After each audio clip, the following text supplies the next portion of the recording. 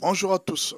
L'un des grands problèmes de communication de presque tous ces gens qui sont autour de Joseph Kabila, en fait, je disais que l'un des grands problèmes du camp Kabila, c'est la communication. La communication est un grand problème pour eux. Ils ne savent pas lire le temps, ils ne savent pas comprendre le moment, ils ne savent pas quel discours il faut tenir pendant cette période. Vous avez vu, le président Joseph Kabila a une vision. Il avait une vision. L'ancien président Joseph Kabila avait une vision.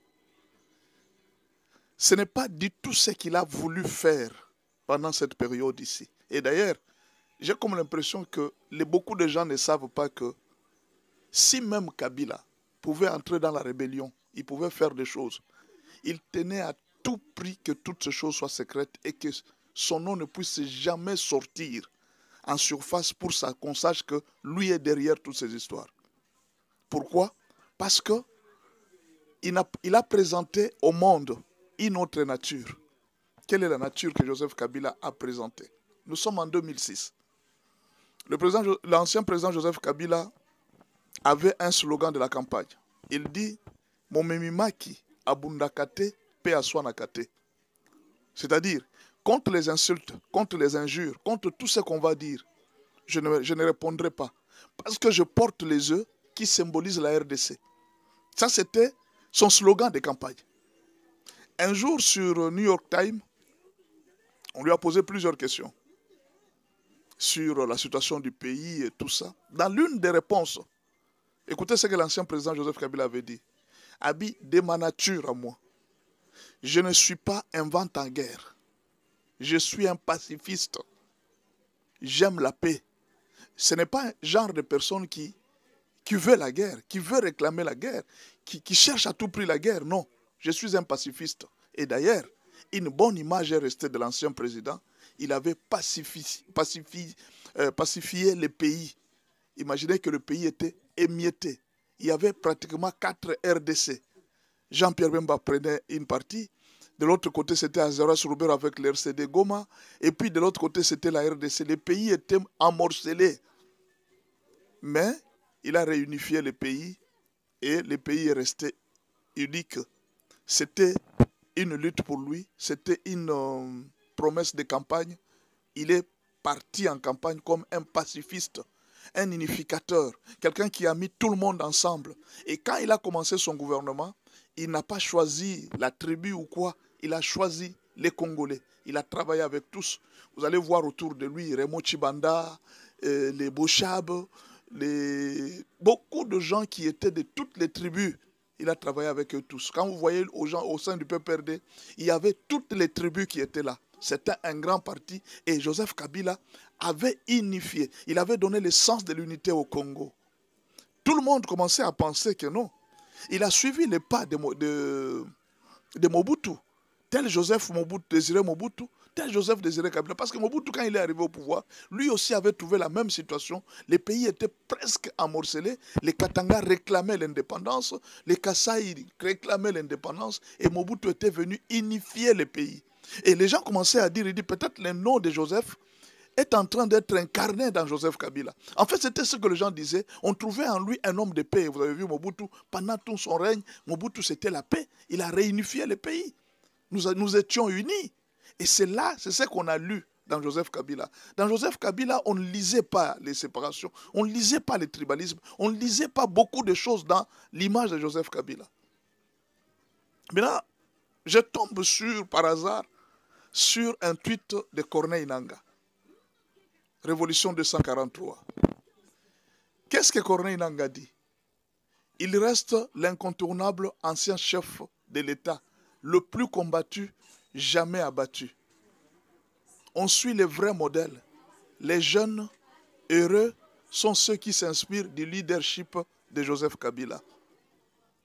La vérité n'est pas une flatterie. Focus lutte. D'accord. Maintenant, je reviens à M. Corneille Nangaa. Vous avez pris les armes. Kabila a amené la démocratie.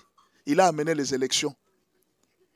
Entre vous deux, vous avez suivi quel modèle? Parce que Kabila, lui, l'ancien président, il a amené la démocratie.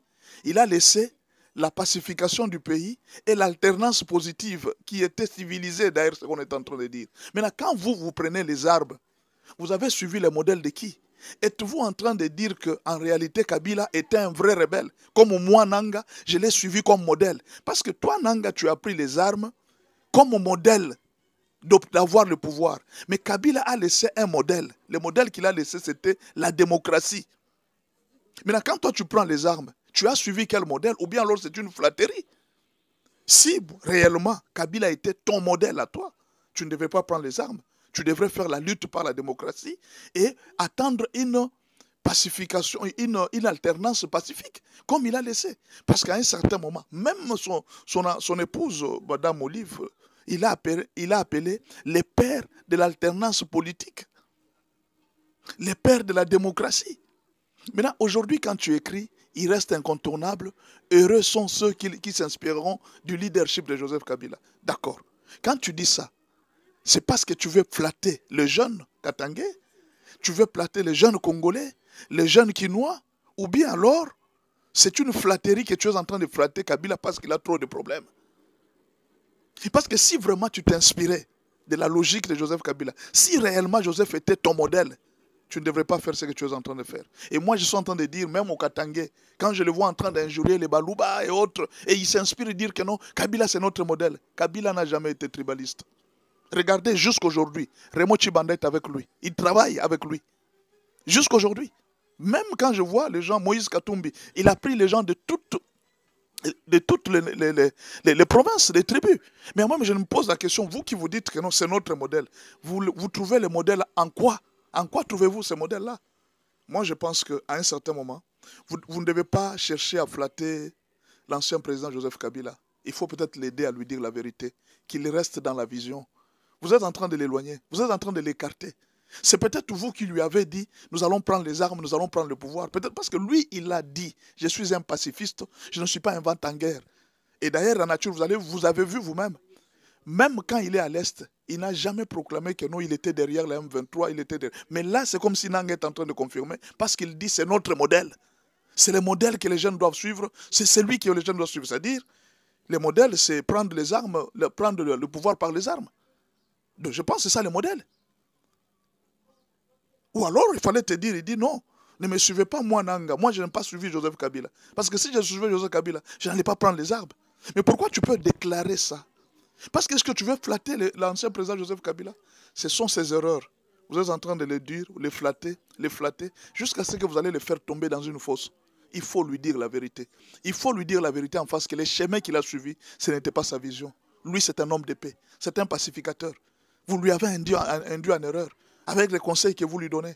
Au lieu de vous battre pour la politique, de rassembler le peuple, de commencer à faire des mouvements politiques, vous avez échoué. Et maintenant, vous, comme vous aviez le souci de récupérer le pouvoir, alors vous avez commencé à lui dire non, nous pouvons prendre les armes, nous avons tel général qui est là. Vous êtes en train de l'induire en erreur jusqu'à ce qu'à un certain moment, il va tenter de faire un coup d'État, il va tenter de faire ceci, on va l'arrêter et vous allez regretter. Quand il sera en prison, Bemba a été en prison pendant 10 ans. Qui est parti l'accompagner? D'ailleurs, quand on va suivre très bien, il y a beaucoup de gens ici qui travaillaient avec Bemba avant qu'on l'arrête. Plusieurs n'étaient pas partis lui rendre visite à La Haye. Hein? Plusieurs. Hein? Aujourd'hui, vous êtes en train d'induire l'ancien président en erreur. Il était ici sénateur. Il n'y a personne qui l'avait dérangé. Même le président Félix Tshisekedi. Quand vous êtes en train de dire qu'il est ingrat, ingrat de quoi? Qu'est-ce que Félix avait fait à Joseph Kabila? Rien du tout. Est-ce qu'un jour, il y avait déjà eu des militaires qui sont partis voir Joseph Kabila que non, Félix va t'arrêter? Jamais. C'est de lui-même qu'il est parti. Pourquoi? Parce qu'il y avait des rapports des services de renseignement. Il s'est vu compromis dans cette histoire-là. Il s'est dit non, si la population apprend ce que les services de renseignement sachent, ça sera très mal pour moi. C'est pourquoi il est parti. Il ne voulait pas que les gens apprennent parce qu'il avait déjà laissé une image dans le pays. Mais voilà des gens comme vous. Vous êtes en train de lui donner des idées. Vous lui donnez des idées. Non, ça va réussir, ça va réussir. Maintenant, vous lui avez fait dépenser combien d'argent? Aujourd'hui, combien d'argent ont été dépensés pour la guerre? Non, nous allons créer l'AFC. Dans quelques temps, nous allons arriver à Kinshasa. C'est bien tout ça. Mais vous êtes en train de l'induire en erreur jusqu'à ce qu'il va se retrouver, soit on va le tuer, soit on va l'arrêter.